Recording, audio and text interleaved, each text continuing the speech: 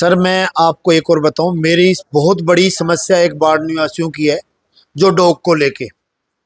तो मेरी आज मेरे बड़े भाई एमएलए साहब से आज बात हुई, उस बारे में लंबी हमारी चर्चा हुई है। तो पूरा जीरकपुर के बारे में हमने सोचा है, अकेला मेरे बाढ़ के बारे में नहीं सोचा। आने वाले टाइम में जब हमारा सबसे पहला जो मता होगा वो डॉग के बारे में होगा, जो कि क्योंकि सुप्रीम कोर्ट को से भी आज गाइडलाइन आ चुकी है। क्योंकि हम पहले थोड़ा सा मजबूर थे, तो अब हम उसी हिसाब से हमारा जो पहला होगा, तो हम सबसे पहले हमारा आवारा जो कुत्ते हैं उनको एक जीरकपुर के अंदर कहीं भी हमने प्लानिंग कर रहे हैं, हम सेंट्रल होम बनाएंगे जिसमें जितने जीरकपुर के हैं उनकी बहुत ही ज़्यादा जल्दी समस्या हल करेंगे। पहली मीटिंग के अंदर पहला ही प्रस्ताव हमारा इसी चीज़ पर होएगा। आज हमारी चर्चा हो चुकी है इस बारे में।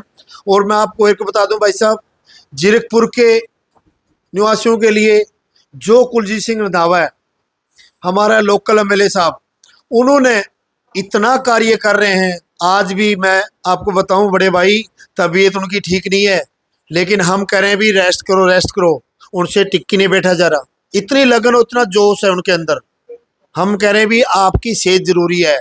उनकी अब एक ही बात है, नहीं सेहत कोई बात नहीं देखी जाएगी, मेरी पब्लिक को कोई परेशानी तो ना हो।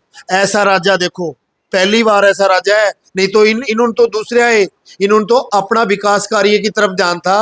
अब जनता को मरने दो, सिर्फ ज्यादा करके अपना विकास देखो। वो कहता है सैन साहब, ज्यादा पब्लिक की मदद करनी है, किसी प्रकार की दुख प्रॉब्लम आती है तो उनके साथ खड़ो और उनकी समस्या हल करो। आज जीरकपुर के अंदर, डेराबस्सी हल्के के अंदर और पूरे पंजाब के अंदर जो एमएलए साहब जो कार्य करने जा रहे हैं, इतने कार्य करे हैं जो इन्होंने 15 और 20 सालों में कुछ नहीं किया, जो पिछले 4 सालों के अंदर डेराबस्सी हल्के के अंदर इतने काम करे हैं। और बात करूं बाढ़ की, मेरे बाढ़ के लिए मैंने एक ही आवाज देता हूं, भाई साहब मुझे ये समस्या है, तो मेरे बड़े भाई एमएलए साहब का मैं तहे दिल से धन्यवाद करता हूँ।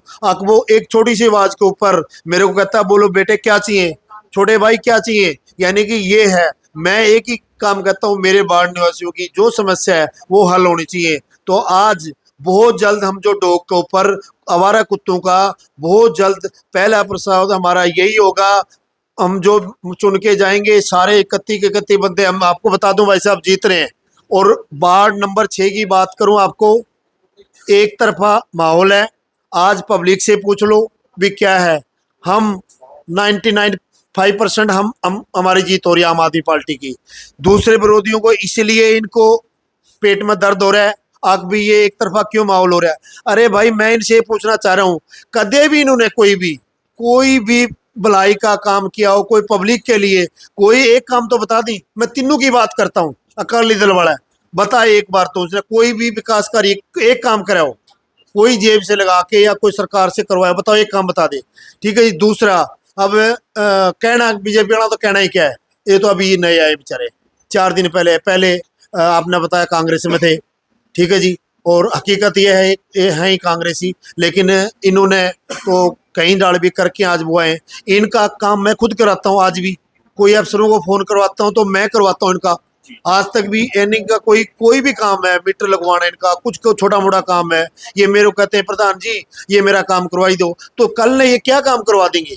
एक आखिरी सवाल आपसे जानना चाहता हूं, वो सवाल जो है विपक्षी पार्टियां भी आपके ऊपर आरोप लगा रही हैं और उठा रही हैं कि यहाँ पे चुनाव जो है, पूरे हिंदुस्तान के अंदर चुनाव जो है ईवीएम से हो रहा है, लेकिन आपकी सरकार ने यहाँ पे चुनाव बैलेट पेपर से कराने का फैसला करा है और आज हाई कोर्ट में भी उसकी सुनवाई है। तो इसके ऊपर आप क्या कहेंगे? सर मैं, आपने पता है भी बीजेपी जो है एक नाम ही हैकर है, आपने पता हैकर है, लेकिन भगवंत मान और केजरीवाल जी वो ईमानदार आदमी है।